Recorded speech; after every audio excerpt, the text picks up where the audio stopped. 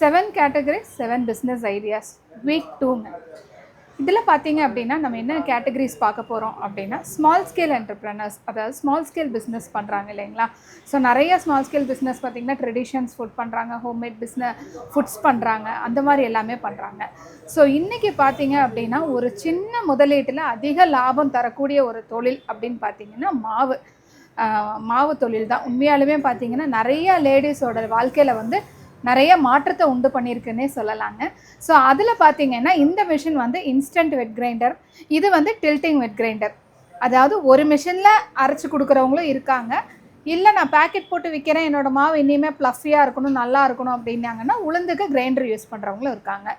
So இந்த instant wet grinder பொறுத்த வரைக்கும் என்ன அப்படின்னா உங்களுக்கு வீட்டு கரண்ட்டு, அதாவது சிங்கிள் ஃபேஸில் வீட்டு கரண்ட்டில் 1.5 HP மோட்ரு கெப்பாசிட்டியில் ரன் ஆகக்கூடிய மிஷின். அதாவது தொடர்ந்து 1 மணி நேரம் ஓடினாலும் 1 யூனிட் கரண்ட்டு கூட வராதுங்க, அதை விட கம்மியாக தான் வரும். அதே மாதிரி இது பார்த்திங்கன்னா நம்ம ட்ரே எஸ்எஸில் கொடுத்துட்றோம், உள்ளே வர பிளேட் எஸ்எஸில் கொடுத்துட்றோம், இது கவரிங் எல்லாமே எஸ்எஸில் கொடுத்துட்றோம்.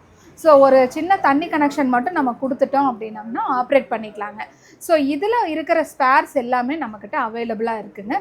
அது மட்டும் இல்லை, எனக்கு அரிசி வந்து ஏன்னா உளுந்து இதில் போடும்போது உபிரி காணாது, சப்பையாக வரும். ஸோ அதுக்கு பதிலாக நீங்கள் வந்து என்ன பண்ணலாம், டில்ட்டிங் கிரைண்டர் யூஸ் பண்ணலாம். இல்லை அரிசியும் உளுந்தும் சேர்ந்து அரைக்கலாம், அரிசி மட்டும் அரைக்கலாம். அரிசி உளுந்து சேர்ந்து அரைச்சா கூட ஒன்றும் பெருசாக டிஃப்ரென்ஸ் தெரியாதுங்க, நல்லா தான் இருக்கும். இல்லை எனக்கு இனிமேல் மாவு ரொம்ப நாங்கள் குவாலிட்டியாக கொடுக்கணுங்க, இப்படிங்க நாங்கள் பேக்கெட் பண்ணி கொடுக்குறோம், எங்களுக்குன்னு ஒரு ட்ரெடிஷ்னலாக தான் நாங்கள் பண்ணுறோம் அப்படிங்கிறவங்க தாராளமாக டில்ட்டிங் கிரைண்டர் எடுத்துக்கலாங்க. ஸோ டில்ட்டிங் கிரைண்டரும் பார்த்தீங்க அப்படின்னா நமக்கு சாய்க்கிற மாதிரி வரும். இதுவும் அதே மாதிரி வீட்டு கரண்ட்டில் சிங்கிள் ஃபேஸு மோட்டர் கெப்பாசிட்டியில் ரன் ஆகும். ஃபுல் அண்ட் ஃபுல் ஸ்டெயின்லெஸ் ஸ்டீலுங்க. நல்ல ஒரு கல், நல்லா வந்து ஹெவியான கல் தான் கொடுத்துருக்கோம், வித் ஹெவி டியூட்டி கியர் பாக்ஸில் தான் கொடுத்துருக்கோம். இதுவுமே பார்த்திங்கன்னா 7 லிட்டர்ஸ், 10 லிட்டர்ஸ், 15 லிட்டர்ஸ், 20 லிட்டர்ஸ் வரைக்கும் நம்மக்கிட்ட ரெடி ஸ்டாக் இருக்குது. ஸோ நம்ம டில்ட்டிங் கிரைண்டர்ஸுமே போத்து நம்ம எக்ஸ்போர்ட்டும் பண்ணுறோங்க. ஸோ இந்த ப்ராடக்ட் உங்களுக்கு பிடிச்சிருக்கு அப்படின்னிங்கன்னா, இந்த மாதிரி பிஸ்னஸ் நீங்கள் ஆரம்பிக்கணும் அப்படின்னு நினச்சிட்ருக்கீங்க அப்படின்னா கண்டிப்பாக நீங்கள் கேஎம்எஸ் இண்டஸ்ட்ரீஸை காண்டாக்ட் பண்ணுங்கள்.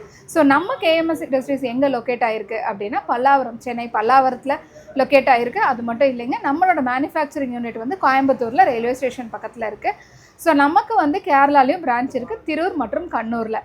ஸோ இந்த மிஷினை பற்றி மேற்கொண்டு டீட்டெயில்ஸ் வேணும் அப்படின்னா வாட்ஸ்அப்பில் சேட் பண்ணுங்கள்.